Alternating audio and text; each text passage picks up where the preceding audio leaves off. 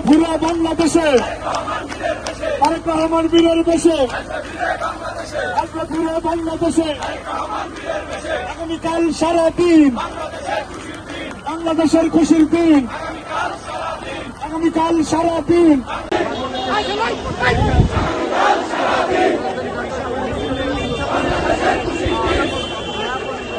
বাংলাদেশের খুশির